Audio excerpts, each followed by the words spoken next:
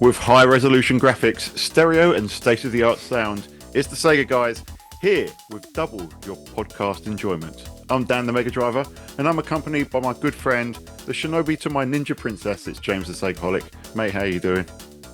Very good, mate. Very good. How's yourself? Yes, blinding, mate. Blinding. A few little bits and bobs delivered recently.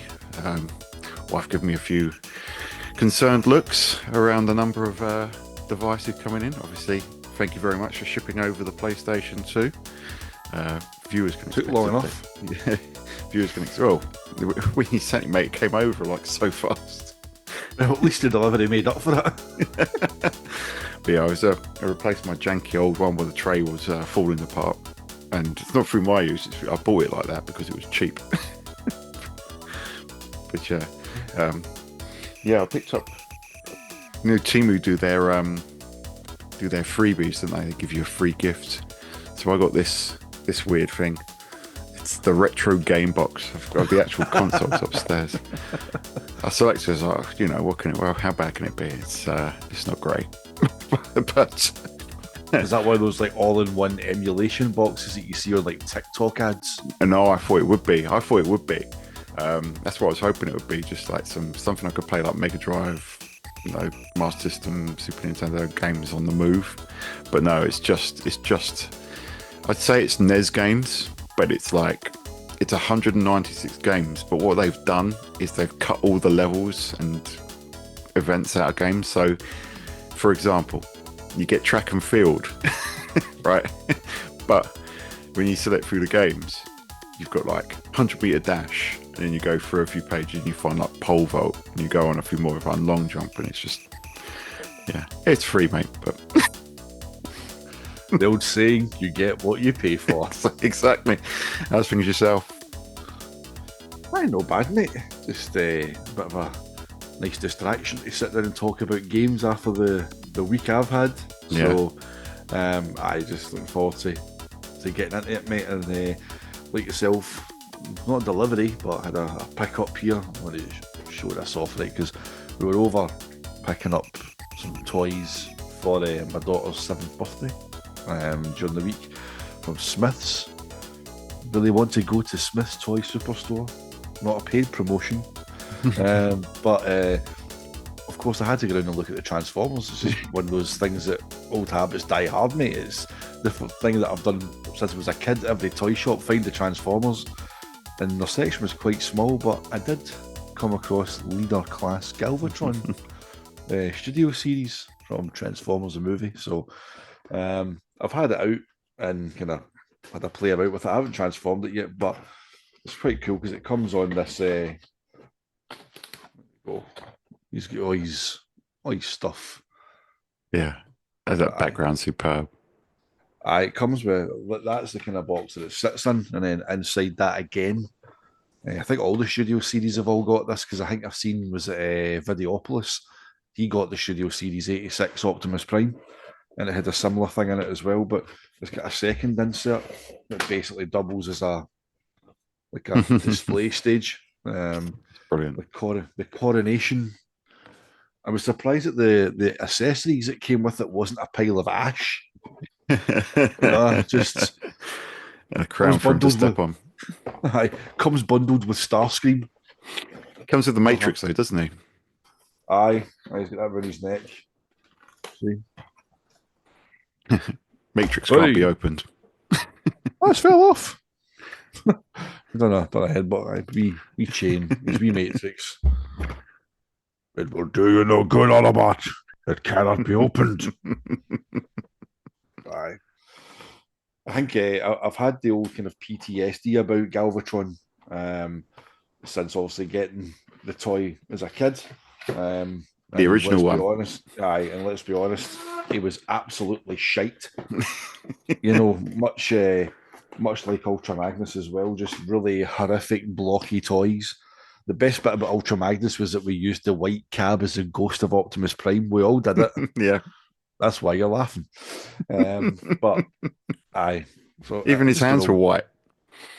I know, it's like everyone was just with those wee daft eyes. Did he not have Was his wee visor, his wee mouth guard was blue, wasn't it? On No, that, it's the original one. I've still got him upstairs. But was that white as yeah, well? I had two of them, and they both broke because of the hinges on his arms, where he turns into the trailer, are so flimsy. I tried so many times to replace, but yeah, it's better than Galvatron, I think, because Aye. Galvatron was just like his transformation was just him laying down and sticking his feet together and his head going in. Whereas Magnus had a pretty decent transformation, but he just felt, he couldn't move his legs. He had no articulation, no beautiful spread, no Aye. no rotation at the hip. Aye. Every ball joint has a rotation. It's like that. No Joby the Hong here. Nah, he'd had a right fun time with the G1 toys, man. Jesus. Yeah. But I had to pick it up when I seen it. I say 55 quid, mate. It went in amongst the presents for my daughter, so that kind of it absorbed it. It's like the total costs was of everything, so it kind of masked. If I just went up and paid 55 quid on its own, I would have been like, but nah. I like Galvatron. He's a good character. Yeah.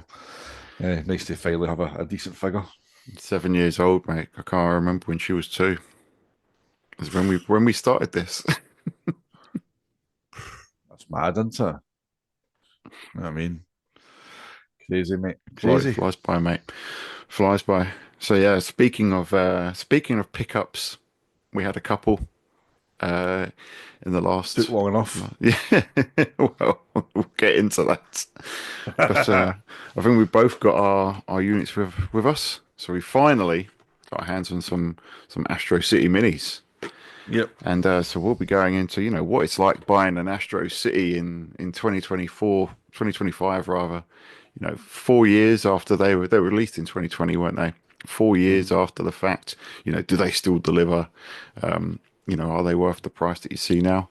So yeah, mate, I was thinking we just, start off with what they are, and then we'll talk about our pickups and our impressions, how we got hold of them. So they were, Ah, sorry, mate. I was going to say, so in terms of how we got a hold of them, that'll be an interesting story because it wasn't me that found them. Yeah, I know. I have to give some special thanks on this, but yeah. So they were actually released late 2020 in Japan.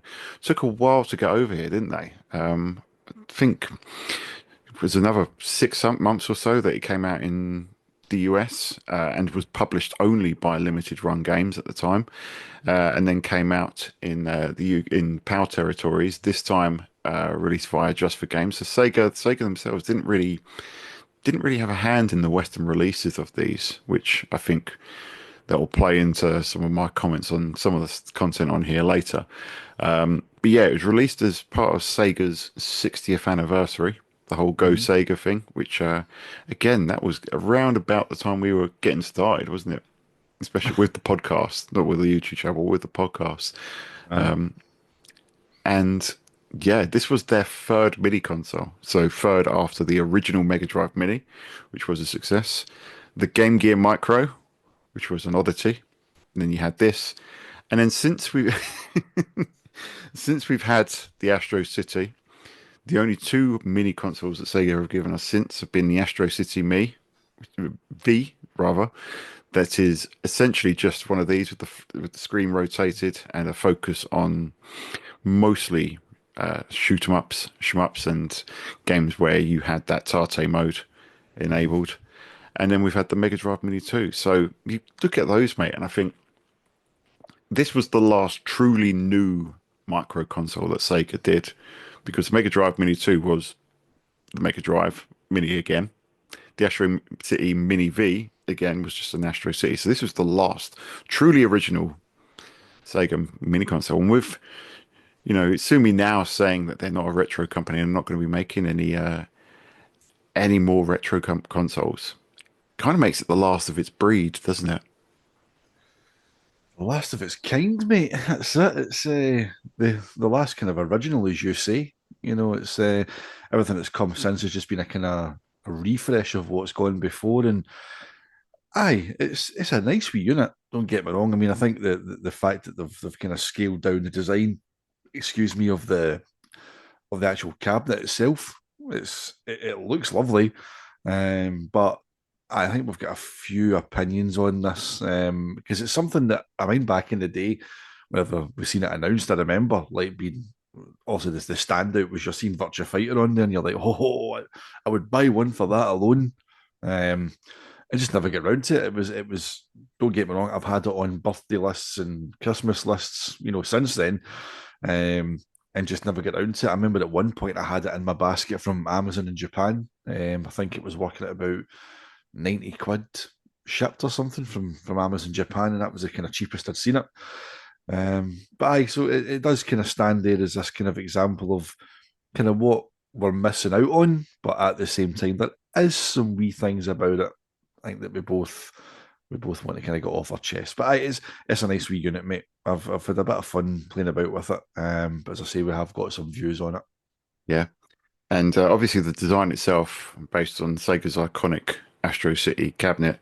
And yeah, my mind always goes back, mate. And we just, at the time of recording this, we just published a Final Fight video where we talked, you know, remembering our time playing Final Fight in Arcade Club. And yeah, just that section in Arcade Club, which is literally just wall to wall Oh, Astro City cabinets, is probably one of the most beautiful things I have ever seen, you know. oh, mate.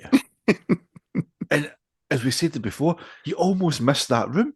Yeah. Like we only spotted it because we're heading to the left hand corner to go to the stairs to go back up to the top floor, and then we glanced over to the right hand side and this room, and it's long and narrow, but it's just as you say, mate, it's wall to wall up both sides. It's like there's literally only room in the middle Mhm. to walk up and sit down at either side, Yeah. and they're all so beautifully preserved. There's not a yellowed one there. They're all beautiful, pristine plastic white. No retro brighting required here. Imagine retro brighting one of them, mate. Jesus, a lot of peroxide and a lot of cling Yeah. film. But no, that's an amazing room. And I think a wee bit of the kind of nostalgia unpacking that, I think, is tied into that moment. Yeah. You know what I mean? Absolutely. So I think that wee hook there is also very evident. Yeah. Yeah. It really is. And the thing is, when you haven't seen an arcade cab like that for a while, you kind of forget how good they are. Because I hadn't seen an Astro City in person for a good 20 years at least. Hmm. And you forget how amazing they really are. Because modern arcade games are kind of done on an LCD screen, since kind of mid 2000s, especially. You look at things like Street Fighter 4, Tekken 5, we're all on high definition displays and stuff. Hmm. But these, there's just the scan lines and the pixels and everything is just there is just like it's the ultimate CRT experience looking at one of these. They're Aye. absolutely gorgeous. We played the Punisher on Yeah, one. Um, and it was honestly, like you're saying, mate, just like it's probably like the sharpest, most clear CRT I think I've ever played in an arcade machine. Like you're saying, the scan lines, the pixels, the colours, like so sharp you could cut your finger touching it, mate. It was beautiful. But every one of them, like no matter what was running, like X-Men versus Street Fighter, I think you and your was it you and your son had played it, and obviously yeah. I played against him and narrowly lost. Obviously, he's picked up his dad's fighting game genes there because he's dodging every bloody fireball. I had him down to one little tiny bit of energy. I'm like, I'm going to get a win here. And then he just dodged and countered me an absolute peach. And I'm like, well played, wee man. That was good. Well played. Well played. Yeah, But no, it's every game. I think it was at Cotton 2 we played as yeah. well on Cotton one. 2 was on there. And just oh, what a room! Like, mate, you could literally spend most of your day in there. There's that Yeah, many games and machines, but they're beautiful, absolutely beautiful. The in terms of the design, and obviously the reason they were made the way they were was to make them cheaper for arcades, to make them interchangeable because they weren't like branded yeah, with the actual game. So which again kind of ties in quite well to the idea behind the mini console because say 37 games that you get on it, yeah. kind of mirroring the whole idea behind it that they're interchangeable for their games. Yeah, absolutely. It's an iconic system, and yeah, as you say, not branded, so you get interchangeable games on there. It's not like when you got like I've got the Street Fighter 2 Champion Edition Arcade One Up, and obviously it's got more than Champion Edition on there, but it kind of breaks the illusion a little bit. We don't get that. It's not so much the case with the Astro City Mini, although obviously it's absolutely tiny by comparison. Aye. I mean, like, I would like to get the like the rest of the unit for it. I wouldn't mind getting like the rest of the cabinet, Yeah, the kit, but the kit for that's almost the same price as this at this. I'm like, nah, I can't justify. Is it $40 plus shipping for a plastic square to set a cabinet on top of like that? Maybe you like need a the terrace. stall, don't you? You need the stall, and you need the Akira figure. That's right. I just complete the set. That's it. I was like that. And I say that's the appealing thing about these is also the price that we got them for as well. Yeah, so might as well talk about how we got our ones, and I think you're probably best placed to put this one, mate, because it was you who alerted me, and yeah, you were alerted yourself, weren't you? Yep. That's what Jason does, right? He just makes me spend money. Like he sends me stuff like that's on offer or that's down in price. And he sent me the link saying that Astro City Minis were down to was it $50, $55 or something it was, unlimited run games. Which including tax and shipping, for us worked out about 64, just under £65 each. Yeah, I did try and put two in the basket to buy them, and obviously it came up and says it's only one per customer. So it's like, mate, do you want an Astro City Mini? It's they're down in price on limited run games, and I know the thing with limited run, right? I know limited run have got their reputation, and I normally wouldn't buy from them anyway. But I think given the fact that it was the only kind of place selling them at that price, I think it had to be done. So looking at it just now, um, just on the site, it's $54.99 wise. So again, even adding your shipping and your tax on, you're not going to be much more than 70 quid, to get one shipped over to the UK. But the shipping aspect, was interesting because it took about a week for them to kind of market as shipped. And I think for another week and a half, it sat there with the label created for DHL, yeah, but didn't move anywhere. So it's basically the old trick that people on eBay do. The market is shipped, they provide a tracking number that they buy online, but they haven't actually taken it to the post office yet. So it just sits there. And then whenever it got to the UK, it was every who took hold of it, you know. And finally, I think it was the best part of it. Must have been close to a month, wasn't it? Easily. yeah, yeah. It was about a month. It was a while. Aye. So, but they got here, well enough packaged and whatnot. Box arrived nice and intact. The box is nice, don't get me wrong, but I mean, just having like look at that limited run logo in the back there. But the full titles list on the back, some nice little kind of screenshots and whatnot. Don't get me wrong, the artwork for it nice. You got the wee Sega 60th up there as Yeah, well. Whenever you open the box up, you get a nice wee message for the 60th as well. yeah, Says dedicated to all Sega fans around the world and to the creators who made history. So very nice. yeah. I mean, I think my box was a little bit damaged in the corners, but it's still a nice, still a lovely unit.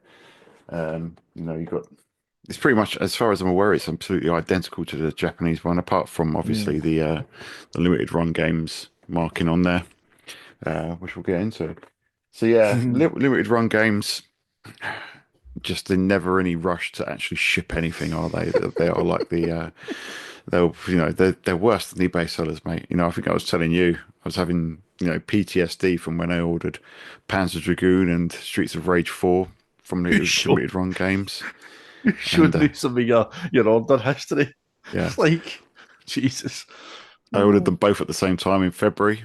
Both came out around about March, and they didn't ship it until September. By that point, Streets of Rage 4 had actually got its own physical release, not official. I just thought, oh, I'm never dealing with this company again. But the allure of a cheap Astro City Mini was far too much because obviously, mate, if you go on Amazon right now, it's well over £100 to pick one of these up in the UK. Aye, even if you want to go to CEX, for example, they'd want 120 quid for one on CEX. You know what I mean? So, and as you say, aye, the Amazon Japan orders they've crept back up. It's well over 100 quid as well. So it's like I actually get 84 quid voucher from CEX when I checked for one of them. So I mean, was it you see these guys doing in videos? They go in places and buy stuff cheap and then flip them in CEX for vouchers to go and buy something they really want. That's it. Was buy a big haul at Astro City Minis and trade them all in. No, aye, so if you're wanting one just now without going through that kind of avenue, the limited run avenue, you are looking at over 100 quid. So that's why I say £64.88. I think it came to all in, which including tax and shipping is brilliant. So, aye, it was good to finally get one, but as I say, the experience of having one um, didn't quite match up to the kind of the vibe and the thought that the way I thought it was going to when it came across when it first came out. A little bit different whenever you finally get your hands on it. Lots of positives, but there's some niggles in there as well. Yeah, I think there are a lot of positives because I think the first thing that I sent to you was that it's glorious. Put on Bobby Roode's music because this is glorious. And I think first impressions really are. I mean, that was my first impression. It was a really impressive looking unit. I think the screen itself is pretty good. I mean, that's one thing you've got to consider for this sort of thing is because the Mega Drive Mini 2 was around goes for around about the same price of what was that 120, wasn't it, Mm-hmm. as the Astro City is over here at the moment, and that doesn't have a screen. It only has one controller, and yeah, for a unit that has to come with a screen, it's not too bad to be honest. So the controls, they feel solid. There's probably a few things that in terms of negative points, they do feel a bit cramped, a bit close together, just because of the form factor. But yeah, overall, love the UI as well, mate. The music, I think the music is original, isn't it? But yeah, I found myself humming that tune over and over again, the one in the music selection. But Aye, the stock one. If you press the C button, you can actually cycle through background music on the menu as well. So you can have like Virtua Fighter's music playing if you yeah, want to on there. The screen itself is nice. Obviously, it's in 16:9 format, so the purists will kind of. And I think that's the thing. I think that whenever you first get it, you see that you get all that's from there. My fingers. The plastic and the bevel. Or the bezel, sorry, but you still get this big line of black space kind of yeah, at tops. So I think a lot of people, whenever before they turn it on, they think that the image is going to fill all of that, and that's the thing with Astro Cities as well. Whenever you actually see the real one, that CRT is that whole section that you yeah. see there. So the kind of you see it running. The screen is lovely. But it's really, really small. It's like I've turned on the borders, the Astro City branded borders, to kind of fill it out. I think it would have been nice if whenever you turned those borders off, if there was like a zoom function, Yeah. that you could fill the full thing. So it does feel there's a wee bit of a kind of waste of screen kind of real estate there. They could have stretched it up or whatever, but obviously that's as far as the screen actually does go. That's the full size of the screen. But it's sharp enough. The colours are good pops. You can turn like kind of fake skylines on and off. It's not a I don't mind the skyline effect. Like, if you're having the OSSC, mate, I love putting the skyline effect Mm, on. On this, I think it's a wee bit, it's not executed that well. no. It doesn't quite capture the kind of CRT look and feel as much as like an OSSC does. But I mean, in terms of kind of clarity, for what you're getting for the price, mate, it's a good screen. It's probably, I would say, as sharp as any older kind of generation iPhone screen, for example, Yeah. that I've seen. So, um, again, it's just saying, mate, for the price for a unit with a packed in screen, a display, you get what you pay for, mate. That's the same. Yeah, it's clearly off the shelf items with, especially with the screen itself, because that's why obviously it's 16 by 9. You can't really buy a 4 by 3 LCD display these days, which is a shame because yeah, as you say, you just do feel like you're losing screen real estate because you've got the borders at the top and the bottom, in addition to the ones left and right. The only thing that does fill the full 16 by 9 screen itself is the menu. So, but yeah. Uh, yeah, as soon as I played it, I think the first game I put on was Virtua Fighter, which looks stunning. I also connected it up to my monitor, capture device, PC. Now, one thing that I did get frustrated about when I first played it, I suppose from your perspective, you played it with anything other than the buttons and joystick that's on the face of it. That's all I've used, mate. Yeah, I got a little bit frustrated with it, so I dug out, and if you've got a Mega Drive Mini 2, the control pads for that are actually compatible. So you don't have to spend £50, I think is the current price on Amazon for the Astro City Mini controller. I don't know if you've seen those. That's mate. I was looking at them last night, and the cheapest. I just kind of went on eBay. There's people wanting 120 quid for one. Yeah. I was like, fucking hell. And I don't have like, my Mega Drive Mini 2 anymore, so um, I don't have any controllers to actually plug into it. So I had to use the Hmm. controls that are on it. Um, they're a bit cramped, but they're usable. Yeah. Like, don't get me wrong, they're usable, but if you couldn't sit and play it for hours like that, man, you'd have like crazy taxi style claw hands by the end of it, just cramping all your joints. But I don't have any other means of playing it, so I've only used the actual built-in controls, mate. Yeah. So yeah, it's pretty clever the way that you've got a player one and a player two port at the back. So you can, it matters where you plug your controller in. So when I was capturing footage for this episode, I was playing Virtua Fighter. Yep, and I plugged it into the wrong port. So when the footage plays, you'll see that I'm playing on the right hand side rather than the left. Um, but that aside, I mean that's fine itself. I think the thing that frustrated me is for my Mini 2. I actually got one of these, which is the official Retro Bit controller, and that comes with the dongle for the actual Mega Drive, the full size Mega Drive. You've got the 7-pin connector, and it also comes with a USB dongle, and it's one of the very few controllers. In fact, I think it's probably the only controller that's compatible with the Mini 2. But that wireless controller doesn't work with the Astro City for whatever reason. Apparently, any Retrobit controller that's wired will work with the Astro City, but it's just something for people to be cautious of because if you do want to play, multiplayer games on there, because there is a few multiplayer games on there, or you want to be able to plug this into your telly and kind of sit back and play it. For some reason, it's really restrictive on what controllers you can use, which it frustrates a bit, mate, because, as we know, this technology doesn't last forever, and controllers themselves, they take a pounding. Aye. They probably take more of a pounding. I mean, even this one, the bumper buttons don't work for some reason. They broke, which I think speaks about the build quality of those pads. But you They're don't want to be. shite. Yeah, it's a shame that you can't easily replace them in a cost-effective way. I think, which is a bit sad. Aye, it does. I mean, I knew that about this, that it was really, really fussy about what controllers were compatible. I remember from watching reviews, like Mel, whenever he had his or Sega Lord X. So just name dropping Mel. Who's Mel?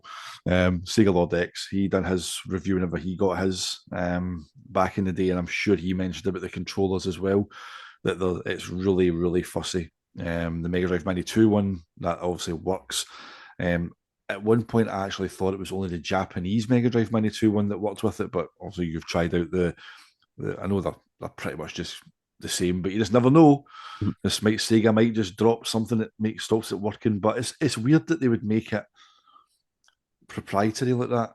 that you can't just plug in any USB controller. You know, you Yeah. think they would, what's the point of, I guess they're probably wanting to force people at that point to either buy the controllers and there's arcade sticks that go with this as well, mate. You can buy an Oh, actual arcade stick replica as they're well. gorgeous. They are. Really want one They're of those, but just so like nice, mate. I looked one of those up on eBay and they were £300. I was like, okay, maybe not then. Thing is, see this? It just boils my piss, man. So it does. It's like, why is everything in fucking retro gaming got to do this? Like, why? The minute something becomes classed as rare, that's it. It's like they just jack the price up. I know. And you just know for a fact that they're just going to sit there and get listed over and over and over and in the hope that some desperate bastard buys one. And then what that does is it justifies them. And then everybody else will start Yeah. listing theirs and they'll go to the item sold recently to get an idea of what to list it for. And then they go, oh, one sold for 300 quid. I'll list mine for that. And then before you know it, that becomes a norm. It annoys me. Yeah. It's like, there's no need for these things. I might say to Tom Thumb, have a look in Japan for me, mate. When Tom, I've give Tom a shopping list, man. I need to pay for an extra suitcase for him. Honestly, poor guy, man. It's like, just gets messages, mate, see if you're in Japan, can you have a wee look and see if you spot one of these? It's like, At least he doesn't have to pick up an Astro City Mini itself now for us. well, that's true, mate. Aye, we managed to. We actually did something for ourselves for a change, didn't it? You know what I mean? After after Tom kindly importing God knows how many things for us, Yeah. fun stick controllers and Denture Day Go controllers. Yeah. As for the unit itself, mate, around aside from the physical thing, yeah, I loved the UI when I started. I loved the music and stuff. Game selection is interesting. It's kind of an eclectic mix, isn't it? You get a bunch of games that you are used to seeing from Sega. You've got Shinobi, you've got Space Harrier, and then you've got some oddities on there. You've got, for some reason, we've got 5 puzzle games on there. Is it 5? I think it might even be more because you've got 3 versions of Columns. You've got Columns 1, Columns 2, and Puyo Puyo too. you've got the 2 Puyo games. So that feels like it pads it out a little bit, but there are some genuine gems in here that really just haven't got, released anywhere else.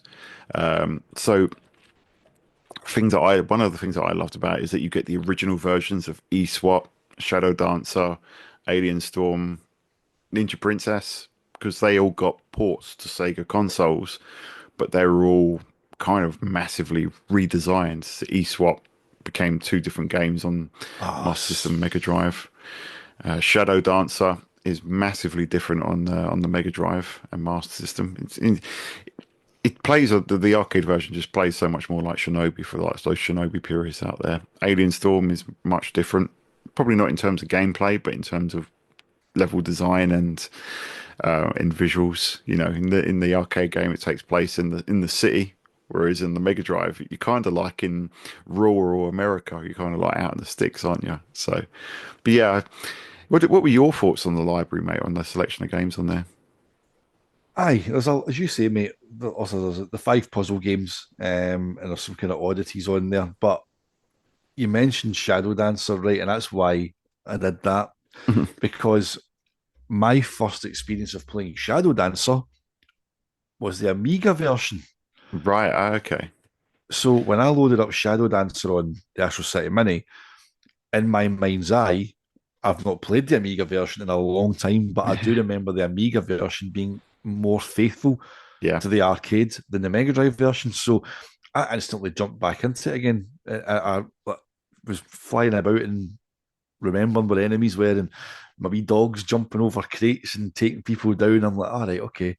And even the look of it, I mean, I'm going to probably go back and look at a video of the Amiga version on YouTube later and go, oh my God.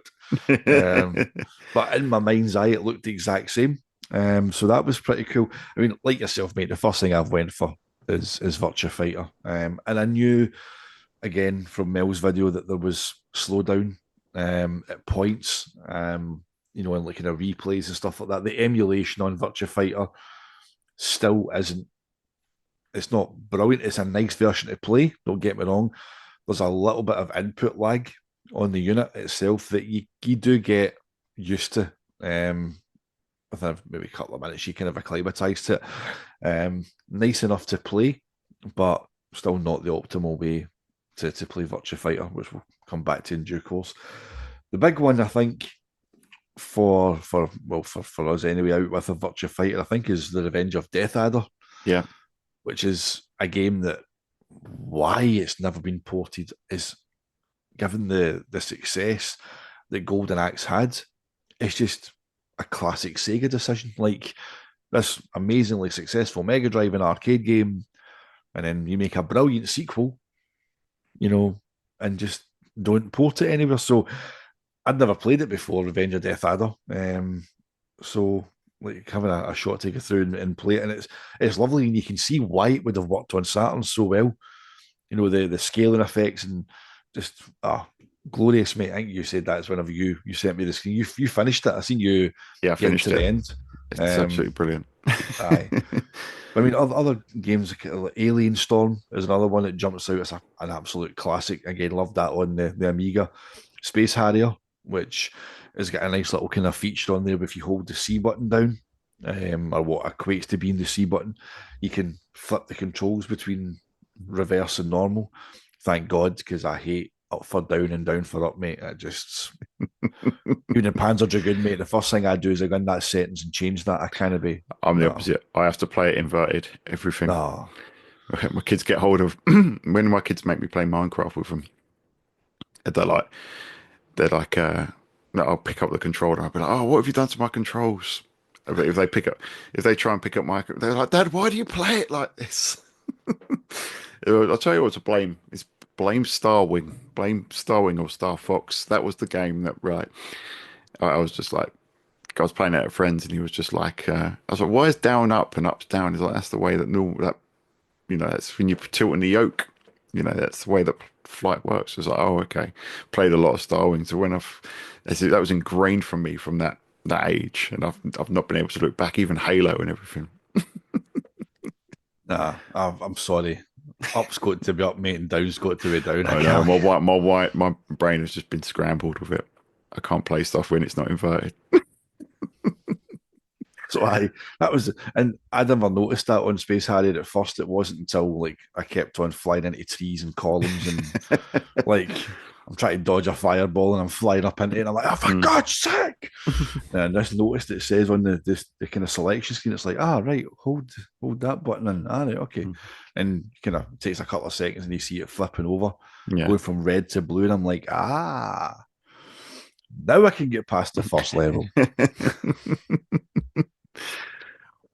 Did you get to play Dark Edge? So I think a couple of games that were interesting are seeing these Sega System 32 games that never actually came home at all, and they came out at a strange time in the early 90s where they were just before or around Virtua Racing when the 3D polygon kind of craze was kicking in. But Dark Edge was that is a strange, confusing fighting game because it's a 3D fighter, but you're like viewing from the view perspective is like you're coming up from like 3 foot high.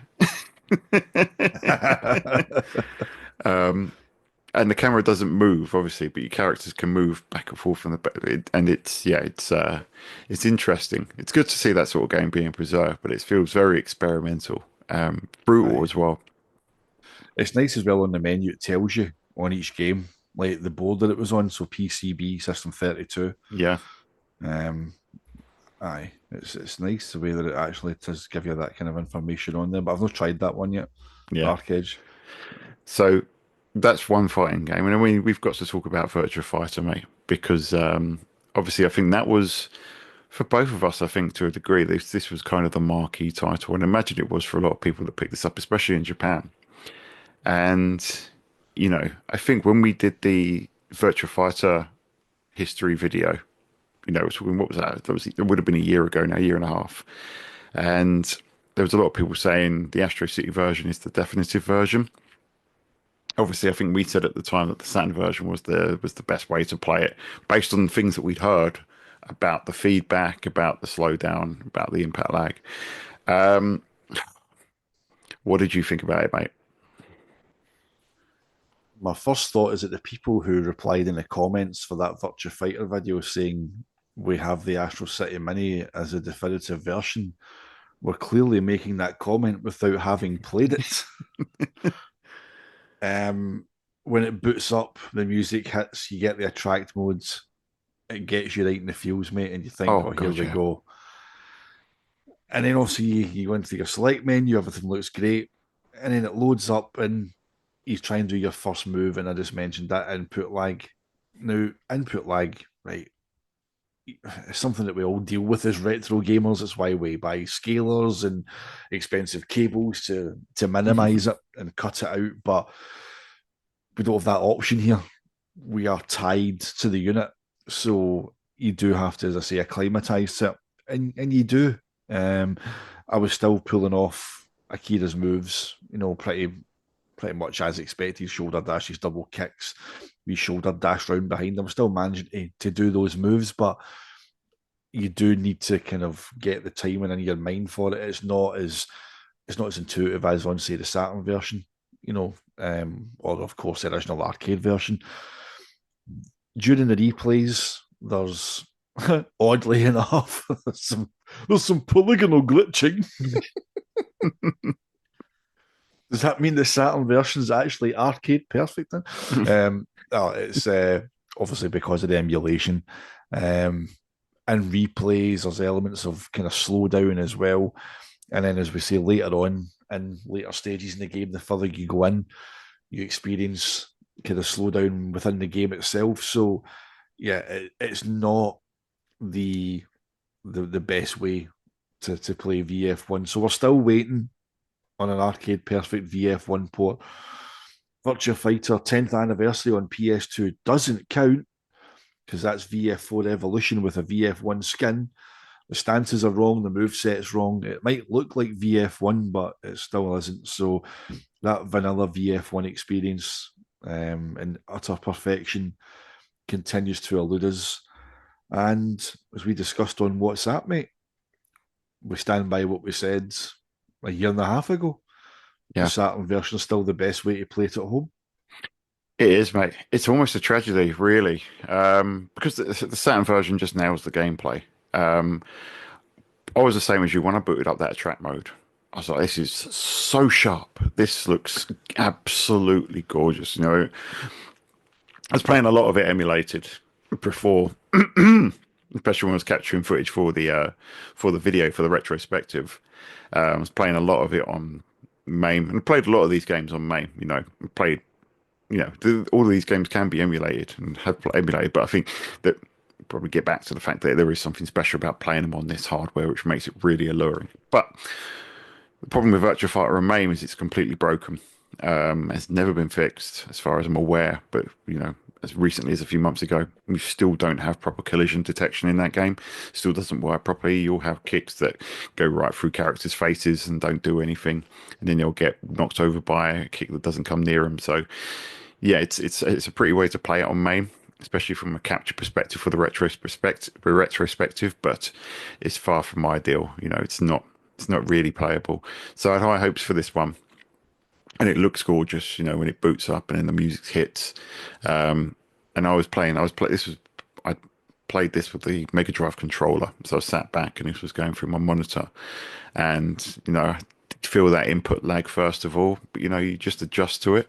But by the time I got to Wolf stage, and at that point, it's not just the replays, it's the whole camera sweeping round and starting the round. It just really chugs, and then you feel that in the gameplay. I got to the point, through my first playthrough, I just found it unplayable. Just really just couldn't progress past Wolf because it was just really chugging, which is a shame because I think it's one of these ones that probably does benefit from two players playing. Possibly, if you both play Jackie's stage, the most vanilla stage with the least slowdown. Aye, aye. But yeah, it for all the shit it got, all the and still gets disappointing port, poor port, crap port. Saturn version is still the best way to play this game in the home. You can't emulate it. The Astro City version has issues. 32X version has a little bit more slowdown and is heavily simplified. For all the glitching polygons, in the replays, mind you, not so much in gameplay. Sega Saturn Virtua Fighter is just the way to. If anything else, mate, it made me appreciate the Sega Saturn port more playing this version. Aye, as you say, mate, all the shit that the Saturn port, as you say, gets, even from people who pick it up and kind of use the internet myths and Wikipedia articles against it, it's still the most faithful representation in the home, of the game. It plays brilliant. I still think it looks lovely. It's Yeah, just obviously maybe a bit of nostalgia and a bit of bias there, but I still think it's got that beautiful, timeless look. That the flat shaded look, it betrays the depth yeah, that lies beneath. It's such an amazingly complex, deep, learning curve on there is phenomenal. The move set, it's just the actual combat itself. Everything from the arcade in terms of gameplay is there on the Saturn. It's sounds the same, feels the same for most part, looks pretty damn close. And whenever you hook the Astro City Mini up to your TV, like I had it on through HDMI and the telly, and don't get me wrong, mate, it looks glorious on like the big telly, but it's again, just goes to show, no matter how good it looks, doesn't play the way it's meant to play, then yeah, it becomes pointless. And I think it is the marquee title. You can tell it's the marquee title. It's the first game listed on the list. It's prominently the first screenshot on the side of the box as well. You know, yeah, um, it's the most advanced game on the list. It's the only Model One game on there. The rest are all kind of System 32 and kind of prior. So it is the marquee title, and even Sega themselves can't provide an official unit that can emulate it properly. So what chance has anybody else got? As you said as well, mate, the MAME version. I remember whenever you captured the footage for that retrospective, and he says that the collision detection is just completely humped. It's like nothing's kicks don't register, else they register late. And it's a shame that it isn't quite the experience that we'd hoped it was going to be. yeah. It really is. It's a shame because there's a lot of good games on there. I think the input lag, to varying degrees, impacts different games. Obviously, that's the Aye. that's the big one. It's a shame that it affects that one. I think it affects that one the most, probably because it is the most advanced title. But yeah, for most games like Dark Edge, I think I struggled. I'm not sure if that was input lag or the fact that I've never been able to get on with that game. But I didn't experience it so much in stuff like eSWAT or um, Revenge of Death Adder. Revenge of Death Adder, for example, that felt fine. Mm-hmm. Aye. Even like the original Golden Axe is on there as well, It is, yeah. and Alien Syndrome, no, Alien, yeah, Alien Storm, Alien Syndrome, and Alien. I get them mixed up all the time. Yeah. Alien Storm, Altered Beast, Fantasy Zone, like Rad Mobile, which I've just got running just now. The infamous, Rad Mobile. Yeah. Came to Saturn as Gale Racer, of course, with draw distance. It's 2 foot in front of you. Um, Playing that, I thought that was fine. Got some later stages in that and like bits that I hadn't got to in the Saturn game. Police cars that come out of Yeah. nowhere and park in front of you, and I'm like, if I ever get to that stage on the Saturn version, there's no chance you're dodging those because they'll just appear there. Like, but the input lag does affect different games to a different degree. The kind of more simpler games doesn't seem to be any issue at all. But as you say, mate, I think because of VF being as advanced as it is, also it being a kind of like, probably also the first kind of version of the modern fighting game, so it requires timing, more than also the Street Fighter 2 and all that. You've got your timing for your combos as well, but Yeah. as a 3D fighting game, you've got to, for some of these moves, you've got to have your character in the right position at the right time and correspondence to where your opponent's standing and getting like the movements on the joystick just spot on. Mm. You add input lag into the precision for the moves. Sometimes it can frustrate. As I say, I did pull off most of Akira's moves, but I wasn't pulling them off every time. So, aye, it's a shame, mate, because I did hope that we were going to finally have a version of VF1. Like my whole premise whenever I seen that when it was announced was, I've got a Virtua Fighter 1 machine. I would pay £100 just for Virtua Fighter. I remember I said at the time, Yeah. I'm glad I didn't pay £100 for this. There are, yeah, yeah. I think £100, even though it's a lovely unit, as we said, screen's pretty decent despite being 16 by 9. Even though it's overall it's lovely, and there's some lovely games in there. I think the library and the actual emulation itself probably comes a little bit short in terms of giving us kind of value for money. But that said, there are some games that are great on here. Playing Quartet. It's Quartet 2, even though it's not. For those that don't know, Quartet 2 is not a sequel. Quartet 2. Quartet is a four-player kind of platform run and gun. Quartet 2 just refers to the fact that it's Quartet, but restricted to two players. And every game on here is restricted to two players, like Revenge of the Fado, which, it's fine. One thing that did grate a little bit is a little bit of a criticism, I suppose. I don't know whether it's to be levied at, I suppose, limited run games, because they've picked this up, they put their name on it, and they said, we're making this available to the West. Is the lack of any sort of localization for any of the games on here. Worst of these, I would say, is Wonder Boy Monsterland, because that game is completely in Japanese, which English versions are around. You've got an English, and you've got a Master System version. The game came to arcades. It's got an English version. There's no reason why. Just with a little bit more work, could have got the Western ROM on there, the US ROM or whatever it is, or however recompiled or whatever it is that they did to do that. If you're selling these units for, I think that they retailed for quite a bit more than 100, didn't they? Mm-hmm. Originally. I think if you're selling these, obviously the price now, I think it's fine. It's fine, but I think it is a little bit disappointing that there's no localization of the individual games whatsoever. Obviously, with the Mega Drive Mini 2, the Mega Drive Mini, you can select your language, and that will give you the ROM for That's that right. region. Aye. But yeah, that frustrated me a little bit, mate. I don't know if you had anything else, if that frustrated you, or you had anything else that kind of. See, that's what I was trying to figure out with this, right? So, how are these replicas by limited run games of the ones that were sold in Japan, or like have limited run had any creative input into this, or have they just basically been given units and put their own? Have they had a deal with Sega and put their own packaging together? That's what I'm trying to kind of figure out. Did they have any input at all?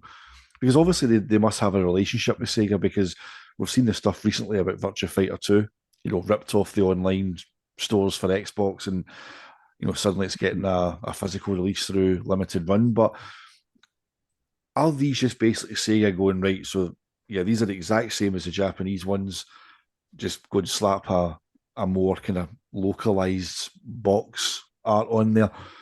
Or did they have any say at all? Because, like, as you say, mate, it's even, what was the thing I seen in the unit? High resolution graphics and stereo of the art sound double your playing enjoyment Yeah, above the joystick. Now, I don't know if that's what the Japanese one says. yeah. That's the famous. That's why I adapted the intro to say that. That's on all Astro Cities. Right, the stereo of the art sound. Right, okay, that's fine. There you go. See how it over my head, mate. There you go. But it's I just wonder how much input they could have had into it, to obviously, as you say, maybe localize it a bit better. One thing I did like is that the original Cotton's on there, which is Yeah, nice. having that on there, that was a kind of standout one. Thunder Force AC as well on there. Some decent games. Yeah. AC is an interesting one because obviously it's a remix version of Thunder Force 3 on the Mega Drive and Genesis. So yeah, it's an interesting one. It's not my favorite. I probably prefer the original Thunder Force 3, but it's nice to have that version to play on in the home. But yeah, I do get the feeling that these weren't manufactured or anything in limited run. They just basically took the Japanese stock and put it in In a Western packaging. box. Hmm. The unit I think is exactly the same because the options are the same. I can't remember if it defaulted to Japanese language now. I can't remember off the top of my head. But When I turned mine on, it was at the menu to select your language, yeah, which again I had already loaded up a video, a review, expecting to have to dig in to find the option. But when I loaded it up, that's what greeted me. That was the first thing it was there, or I just picked my language straight away, yeah, which was handy. Don't get me wrong, but I was expecting to have to kind of dig into the menus and yeah. find That's my right. way around and change it to English. Yeah, I think Japanese is the first option. I think Japanese is the one that's selected by default actually. But yeah, it's good that it comes up at the top. I mean, it does feel like quite a lazy localization. I'm glad that we got it, and I think for the price, it kind of is still a bargain, especially for some of these games. And there's a lot of games that I really loved on here that I really love playing. Captured a lot of footage on here, which probably our viewers on YouTube will be able to see. But yeah, some of these games, it's wonderful to go back to. It's good to have mainstays like Space Harrier and Shinobi. I didn't play much of Shinobi or Golden Axe because I've played those two games to absolute death, not just throughout my life, but in the last 2 years. Like, thank the homebrew community for putting Golden That Axe on 32X and then on Neo Geo, and then me being me having to play it on every other Sega console for comparison. that when I loaded Shinobi up, that was my kind of my point of reference was obviously the Neo Geo one. Hoffman, the, Yeah, the the port on the Dreamcast. I played the Neo Geo One port, the port of a port. yeah, of course. The Shinobi Inception. On the Dreamcast. But I know there's some real standout titles on here. Obviously Altered Beast as well, in there. Yeah, Golden Axe, SWAT, Shadow Dancer, Alien Storm, all kind of staples of the late 80s, early 90s. yeah, I love Alien Storm, and especially with the intro when you get the arcade version. That is, I do like it on Mega Drive as well, but I love the arcade version because it's just a lot more light-hearted. I don't know if you watch the intro where they have they get in there, they're serving their fast food van, and they turn it down. It turns into it's called no, it's Alien Burgers, isn't it? And then they change it so it turns to Alien Busters. Yeah, that's the one. There it is. Uh, it's absolutely superb. And I don't know if you got to play Alien Syndrome, which I always, as much as I've been around those games for so long, I always mistake one for the other. Just on name, but Syndrome is obviously the top-down game that got a Master System port. The Master System port isn't great, but the arcade game is really good. Going around rescuing scientists and stuff, but it's absolutely bastard hard. Definitely one I'd It's like recommend though. it's like the way you described it there. It sounds like was it Alien Breed on the Amiga, the Team 17 game? That was a kind Yeah, of like top-down kind of shooter, taking on aliens and finding keys to unlock rooms and rescue survivors and stuff. But at Alien Storm again, I played Alien Storm on the Amiga. Suffice to say, this is a much much better version. yeah, and that's the thing I think, mate, because it's like Dancer because the Amiga got the more faithful ports that were direct ports of the arcade games, whereas the Mega Drive and Master System after a certain point just got kind of remixes of these games. Eastwat's completely different on the Mega Drive. Shadow Dancer's completely different. Alien Storm largely the same in terms of premise and gameplay, but in terms of level design and stuff, it's different. But yeah, that's one thing I love about this, and playing games like Quartet and Alien Syndrome that were kind of butchered on the Master System. But yeah, I do love Alien Storm, especially when you got the people that walk along that look like zombies and they turn into the aliens. One thing I did want to bring up, mate, was the controller quality that's on the unit. Oh yeah, Yep. Because the joystick it feels mildly micro switched. It's not quite as Yes, clicky. And I was expecting it to be a bit more clicky. And the six buttons, while they are serviceable, they also lack any real distinct click. They feel quite spongy. yeah, So like whenever you move it, you can feel a slight click when you move the joystick, but it's not quite as pronounced as say like the Japanese Sega Saturn Virtua Stick. In fact, it kind of sits halfway between the PAL Virtua Stick and the Japanese one. It's the PAL Virtua Stick when the Saturn's an abomination. It feels like an Amiga joystick. There's like no yeah, micro switches at all. Whereas the Japanese one is like fully micro switch. This kind of feels like halfway between it. yeah, It's not. It's weird. The buttons again, they're nice, but there's no.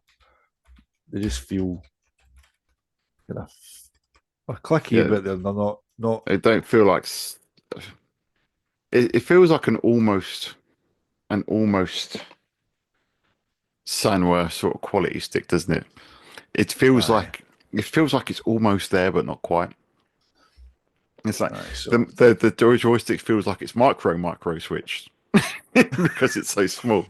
like Um, I can definitely feel it. It's like, yeah, you can feel something, but it's not quite. Yeah, I'd be interested to know what they, because obviously I think when you talk about the build quality of the unit, as we were saying earlier, the LCD screen probably was kind of an off-the-shelf solution. But there's no real off-the-shelf solution for these sort of arcade sticks aside from mm, kind of the cheap ones that you see. But they don't feel cheap, but they're not quite of at the quality of a proper Sanwa arcade stick. There's a big difference between the coin and start buttons, though, and the action buttons, because the six facial buttons they do feel kind of spongy, whereas the coin and start ones are proper clicky. aye, and you need to press both the yellow buttons at the same time. Say, bring the menu up to go back to the main menu as well. Yeah, So well, again, I just found that out by complete chance. It's probably the manual, right? But I just went, how did I get back to just? I guess if I press these two at the same time, something will happen. yeah, I mean, the thing I do like about it, right, is if I power it off again, right, like when it says shutting down, right. But what I do like is also when it goes off. See the light at the top. yeah, I do like that. yeah, I like that. Yeah, that's nice. Um, and again, in terms of it's hefty without being like overly. It doesn't feel light enough to be like feel cheap, hmm but it's not kind of. I mean, don't get me wrong. I could probably sneak this in my bag and take it in the office for like lunch breaks and just sit there and have a wee shot at some stuff. yeah, Um, but aye, it's portable enough. Obviously, you do need. I've got like a just now it's plugged out of the USB on the laptop, but I've just got a standard iPhone plug to use with a USB cable if I want to plug it into the wall. But aye, there's no. I think some people might have thought that was a battery compartment. yeah. I actually did. um, but it's just to replicate the service panel Yeah, um, with the arcade machine. But aye, there's the menu we spoke about as well. You know what I mean? So it's just you get different screenshots as well. Each game, we bit of information on there. So it's for what we paid, mate. I can't grumble, but you know, I'm glad I didn't jump on one when they were new. yeah, yeah. I think for the games included, for the performance, and for the issues that come with it, I think it's quite a hard sell at like £100+. But if you can go into a limited run and get one and wait 2 months for them to ship it and send it over, it's not a bad. It's a pretty good bargain, I think. I mean, I am actually really pleased with a lot of it. I'm really pleased playing a lot of the games on here. I'm really pleased that they get a lot of airtime. It's a crying shame that this is kind of going to be the last of its breed, the last Hmm. new style Mini. Obviously, the V is a remix version of this, the Mega Drive Mini 2. While it is kind of its own thing, it kind of it still is the Mega Drive again. So, yeah, well, with that said, mate, I don't know if you want to talk about what your three favorite games on the unit are that you played, and Um, we'll do one each in turn, I think. And there'll probably be some overlap. I would imagine, mate. On you go. You go first then. Right, so I'll go from worst to best. So no, number three, I've got eSwap. This is a game that I have very fond memories of, as I was. It's the thing about these games, mate, isn't it? Because they stick with you. You know, we've talked over and over again about memories going into an arcade. This one was in a family holiday in we were in Ayia Napa, and we were just kids. And in the hotel, they had a single arcade machine, and that arcade machine was eSwap. And at the time, parents would give us a few coins to play on it. But then there was quite a few kind of more senior people around the pool. And for some reason, they liked me and my brother and my sister would dive to the bottom of the pool and they'd flick coins in and we'd go and get them and we'd get to keep the coins and we'd have this big stack of change to put in the eSwap machine. And oh, me and my brother played eSwap so much, so much. One of my overriding memories from that holiday, and we got right to the penultimate mission where you fight the two kind of cyborg things at the end that look like you but got like horns and stuff. So playing it on that, after years of playing the Mega Drive version or this version emulated, it's just absolutely wonderful. It's a superb game, especially when you get your suit. It starts off playing a bit like a Shinobi Rolling Thunder type game, and it kind of still is that when you get to the when you get into the big mech suit. But it's like you basically become RoboCop on steroids, don't you? Aye. You great big suit, you kind of machine gun cannon arm, and then you can pick up various other power ups. It is brutally hard, especially because much like games like Shinobi, when you get to the last stage, you can't continue. So I've never actually beaten it. Save states, mate. That's what save states I are know, for. I know. The thing is, you've got to get to the save state where we've got enough ammo and lives to get through. Old school, mate. Yeah, but Shinobi's brutal. But luckily, I was playing. Obviously, I beat it recently via the Neo Geo port, which does let you continue on the last stage. But yeah, it's a brutal game. But yeah, that's my number three, mate. What about yourself?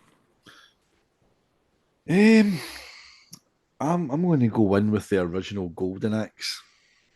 Again, most of these games, these Sega games, were some of the earliest ones that I played on like the ST or the Amiga.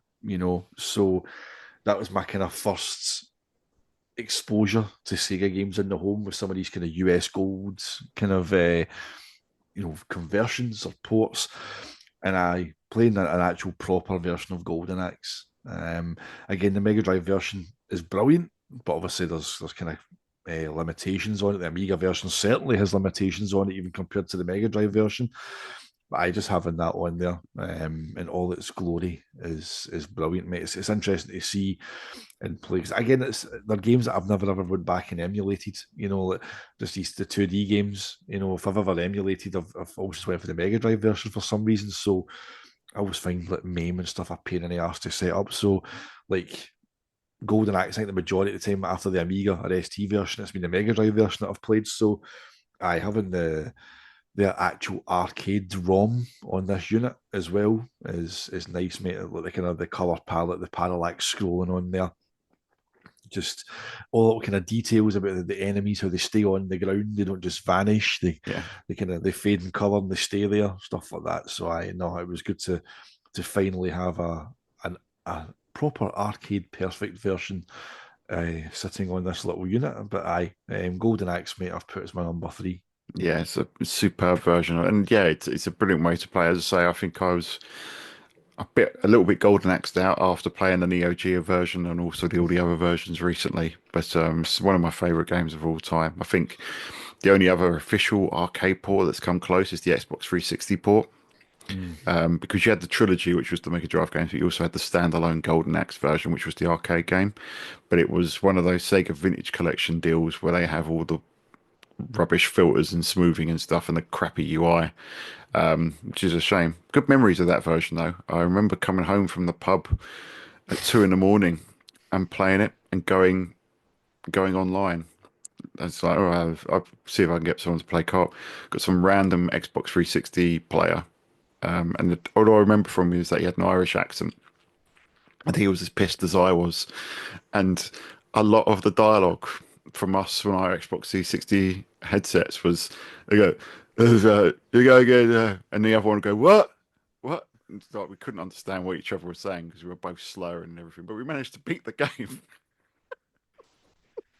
Golden Axe, pissed.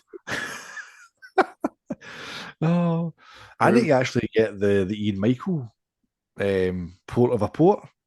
Yeah, yeah, I they need to could get see that because as well. it's on the Dreamcast as well now, isn't it? Yeah, That's right. I like Shinobi, so I need to get my hands on that as well and try that out. yeah. But yeah, it's a great port on here, mate. Number two for me is probably a controversial one, but I really enjoy playing it with the pad. Radmobile. Really loves playing this properly now. Gale Race it just shows opposite of Virtua Fighter. Playing Virtua Fighter on the Astro City Mini makes you appreciate the Saturn version. Playing Radmobile on the Astro City version makes you realise how shite the Saturn version of Gale Racer is. It's bad. But yeah, Oh man. it's just such a wonderful game, mate. I mean, there's some design oddities on there. You know, you get some of the stages where it's like there's just the road and there's no sides to it. Um, but you know, the speed that it moves, the first person perspective, the little Sonic dangling. I remember seeing this. I remember playing this game in the arcades many years ago. Probably about 95 because it was a time when I was playing, or maybe 96 when Virtua I was playing Virtua Cop 2. It was like just around the corner from me. But you know, it was a great game in the arcade, and it's kind of done justice on here. I didn't feel that there was that much input lag. It's rock Mm. hard, Yes. especially when you get to the. It's the same. I basically get stuck on the Saturn version when you get to the cliff, and you kind of it's like watch out for oncoming traffic, and you've got traffic coming one way. Um, you've got traffic in front of you going in the same direction. You can't really, if you try and overtake them, you go head on. If you try and go around them to the left, you'll fall off the cliff. And when you get to that stage, it's kind of like you have one mistake and you're not going to make it. But yeah, it's rock hard, but just kind of unique. You've got that proper, you know, race across America. You put your lights on when it's dark. You put your wipers on when it rains. It's absolutely fantastic. It's absolutely bonkers. It's pure Sega. I think that's that game. It's like a I, outrun going in a different direction. I mean, the Saturn version, like, I think people try and kind of point the blame at they swapped the cars out for polygonal versions on the Saturn. I'm like, no, that's not going to do anything to the draw distance. That was just badly made. It was just like, oh, like, and don't get me wrong, like the draw distance, there's still points in Radmobile where, or Radmobile.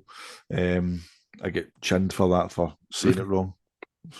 Um, but well, you still see in the distance it is still like the track drawing in.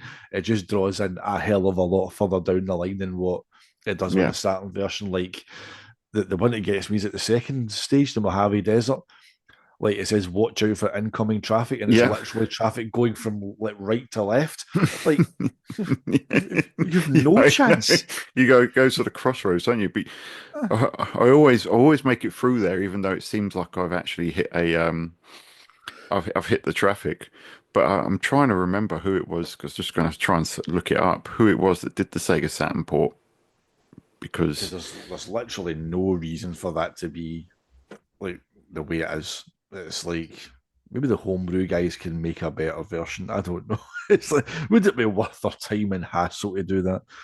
yeah, But I mean, there's kind of variances as well. Like the arcade version being an arcade game, the progression through the stages is more, it's more fluid.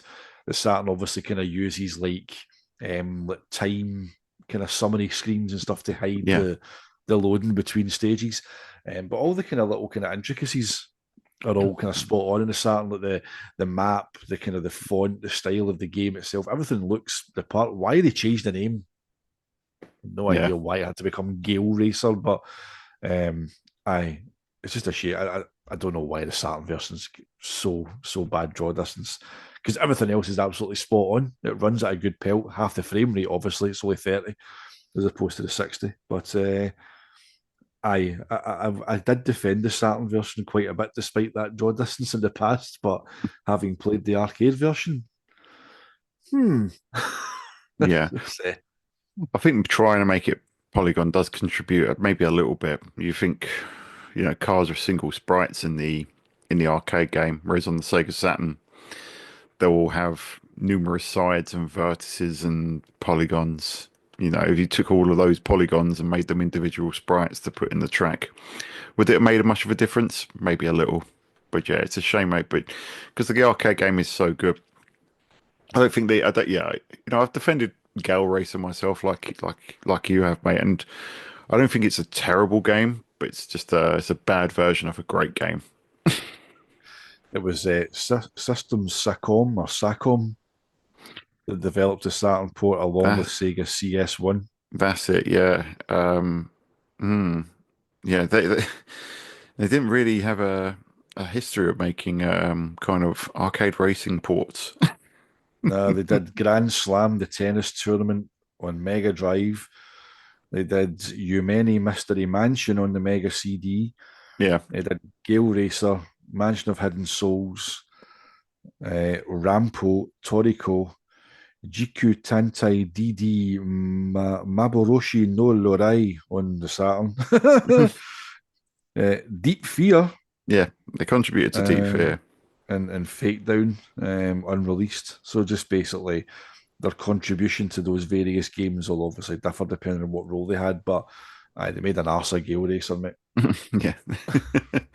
So that was my second place, mate. What about you? Shadow Dancer, mate. Again, a game I loved on the Amiga, and I kind of slipped quite comfortably into my surroundings on that one because I did play that one a lot on the Amiga. And it's brilliant. It's just obviously it takes the whole Shinobi formula, but adding in the kind of the dog mechanic as well. So you can duck behind a crate and your dog will fly over and take the guy down or distract him, engage in combat with him, and allow you to get a shot in. Visually gorgeous. Love the big sprites on there. Proper like ninja as well.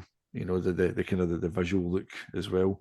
Just love playing that game. Played it to death on the Amiga, so that was one that I went to quite quickly after Virtua Fighter. I was kind of going through. But my order of play was Virtua Fighter, Revenge of Death Adder, and then Shadow Dancer. So that was the order I played them in. That kind of jumped out at me whenever I seen the list of games. So Shadow Dancer, mate. I say I'll need to go back and have a look at the Amiga version to see just how close my mind's eye is remembering things. Or do I just leave it and just let it remain beautiful, glorious nostalgia? But when I booted it up, I'm like, oh, hi, the Amiga version is absolutely spot on. That's exactly what it looks like. I bet it doesn't. But aye, Shadow Dancer, mate, absolutely brilliant. Yeah, it's brilliant. It's brutally hard though. Oh, I aye, find it aye. much harder than Shinobi. Yep. Shinobi, you can kind of fumble your way through the first few levels to the first boss, but Shadow Dancer, I just find it really hard. In fact, you know what, mate? I'm going to load up a video of Shadow Dancer on the Amiga just now. Let's just get that reaction. Let's just Shadow In real Dancer. time. Aye. Right, here we go. We've got World of Long Plays from 7 years ago. Once we get past the PPI car scandal advert. There we go. Mate, that's not bad. That's all right, actually. That's decent. Yeah, that doesn't look too bad at all. That's aged really well. Does gives the Mega Drive remix version a run for its money? I'm well chuffed with Maybe that. maybe maybe your mind's eye isn't That's not bad, too mate. inaccurate, That's, mate. Big chuff with that. So my number one, mate, and I imagine this is going to be the same as your number one, is Revenge of Death Adder. I mean, making assumptions there. So if your number one is different, let me know. But my number one is definitely Revenge of Death Adder. I mean, what a game that is. I mean, it just delivers in every single way. It's a shame that it's not four player. Not that I could really probably get four players to play it with me on the Astro City unit, but yeah, great characters. The only thing I don't like about Revenge of Death Adder versus the original Golden Axe is that you don't have the different tiers for your magic. You kind of got one magic attack, and everyone's got kind of different amounts of magic they need to make it happen. But that aside, it's just so good. The combat's brilliant, chunky. The reactions when you hit enemies, you can feel them. Three really distinct, unique characters. You've got um, the main barbarian character, and then you've got the centaur uh, girl. You've got the giant with Gideous Thunderhead on his back, Aye. and then you've got kind of the kid with the fork, and it's just it's just so much fun playing it through. You've got multiple routes. You've got an amazing soundtrack, brilliant bosses. Yeah, the soundtrack, especially when it kicks off, it's like dun dun dun dun dun dun dun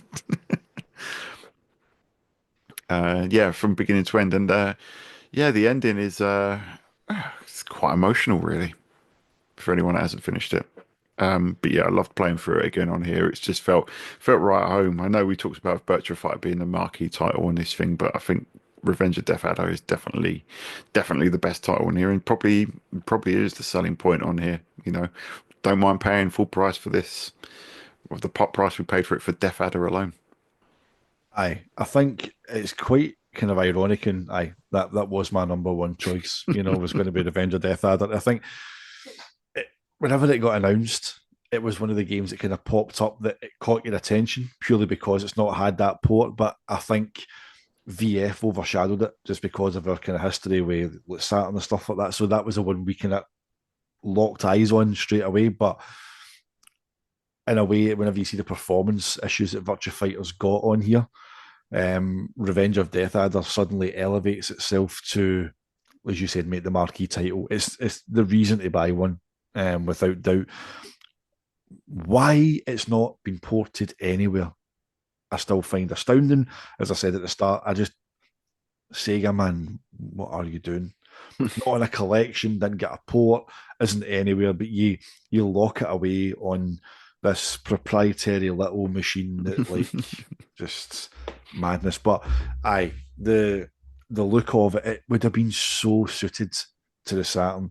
But again, like we spoke about before, Sega moving from one generation to another, doing the whole David Bowie thing and just remaking themselves a new identity, leaving behind what had worked for them before to try something completely different. No Streets of Rage, no Golden Axe on Saturn, nothing at all. But this, just the whole look of it, it would have worked so well. But it's that whole thing where at the time they moved to 3D and the stigma around 2D games that they would have been old. Oh, why we're moving into 3D. Why are you giving us this old Golden Axe thing? Well, history shows us that if it had been on Saturn, it would probably been one of the most expensive titles you could probably buy for it, if it was a physical version. But aye, the combat, I love whenever you obviously you pick the barbarian. Is it Stern? He's called Stern, yeah. Yeah, It's a strange. They got some strange names. The is it Dora is the centaur. is it Goa? Is the Go is the giant. Yeah. and Trix is the Tricks is the but I love the combat. It's not just obviously you're hacking away, but there's a bit whenever you is it the third strike, he kind of just takes his sword and goes and just this big jab right in the gut. It's like the combat's a lot more like obviously more animations and stuff like that. Looks glorious, runs brilliant on this. It's on my list to be the first one to kind of complete on this anyway. But it's definitely that's the reason to buy this. It's not Virtua Fighter.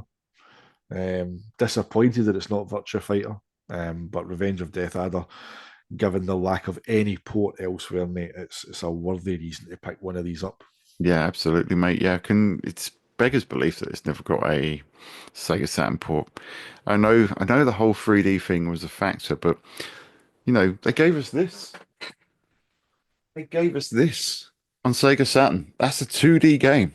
That's a 2D Aye. game. You know, Golden Axe the Jewel.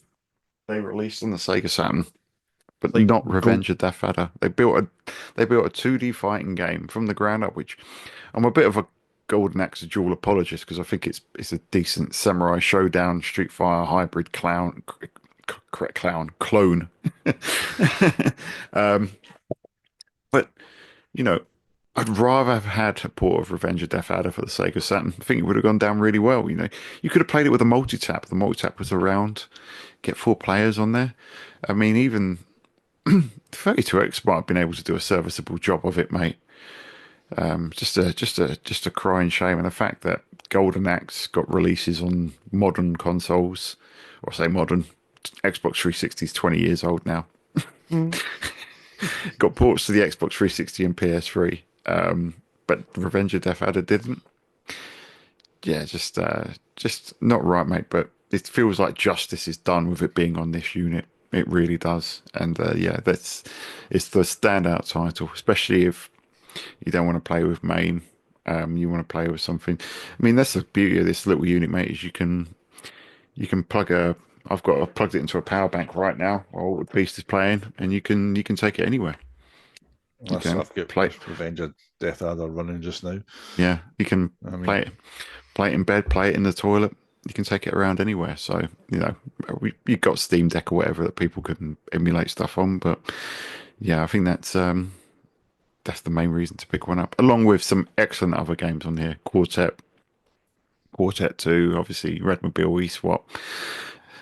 There's a good, I'd say, out of the 37 games, mate. If you love puzzle games, there's a good 34 that are excellent. If you don't like puzzle games, it dips below 30. But you know, I do have a soft spot for the original columns and Puyo Puyo 2. no, one thing I did laugh about in Revenge of Death Adder, mate, is if you use your power ups, your magic, Yeah, you get the animation of the enemy's faces melting. yeah, It's like, ooh, bit of gore in there, bit of gore. yeah. But see, you talked about the jewel. There's one thing about Golden Axe of Jewel, right? And I was playing Revenge of Death Adder, and you get to the bit where you walk up into the screen to kind of hit the wee magic guys, Hmm. and then they drop the power ups.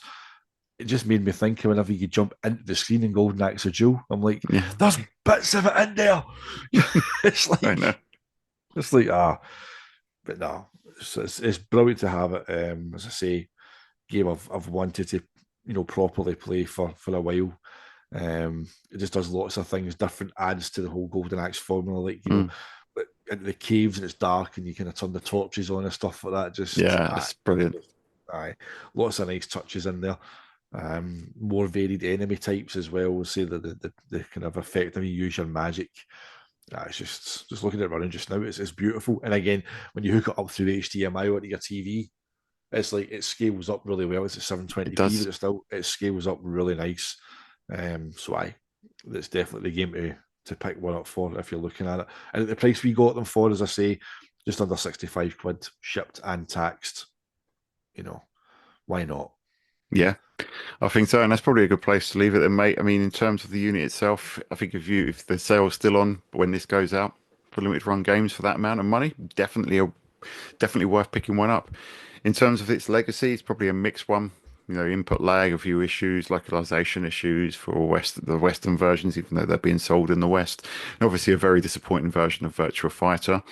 But on the whole, for the $55, 65 pound imported that we paid for, definitely highly recommended. Your mileage may vary depending on whether you've got your own emulation solutions and how much you'd value a product like this. But yeah, mate, I'm very happy with mine despite its flaws. Is that, mate? And I say we're from the arcade generation, mate. So just having a wee mini arcade machine still cool as fuck, right? So Yeah, I it don't is. care. It's no, I mean, it's just, and again, it's got that kind of that hook, 'cause obviously when we first met in person. arcade club on your 40th in that Astro City Mini room, an Astro City room, I should say. Imagine a room full of Astro City Minis. That'd be interesting. But that room was just magical, man. Just seeing all those cabinets. So that little kind of hook is in there as well now. So no, they're definitely worth picking up for the price that they're running at just now. Yeah, excellent, mate. So that'll be it for us. So yeah, I'd love to hear what your thoughts are if you've played the Astro City Mini or if you're thinking of getting one. 4 years later, I think it's still a very, very interesting product. So if you'd like to get in touch with us via the comments below or via the Sega Guys Discord, thank you so much for watching. And if you want to be extra mega, you can think about becoming a member, which you can do from as little as 99p, and you get a bunch of wonderful little perks, early access to a number of our videos, and if you're an Akira All Access member, you get your name read out as James is about to right now. Certainly, our Akira All Access members for today's show are G-Man Stiff Peaks, Mike Kowski, Craig Williamson, Sega Saturn Shiro, Resident SD, P-Wall, Peter 007, Andy Mackey, Nick Tullock, Greg Matthews, David Owens, Tom Thumb, Kaiju Leviathan, best username ever, Craig Sayer, and Nelson Serino as well. So that is our premium members, or sorry, not premium, all access members, as we've rejigged the tiers. But thank you very much to all 30 of our members, as well as all of our subscribers as well, for your continued support. Thank you very much. Yes, thank you so much. You've just passed 11,000 subscribers, which is absolutely insane. Thank you so much for subscribing.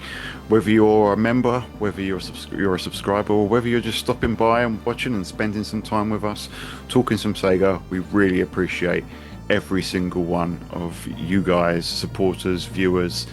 Just thanks for coming by, sticking with us, and loving Sega. So plenty more to come. And until next time, we will see you on the Sega side.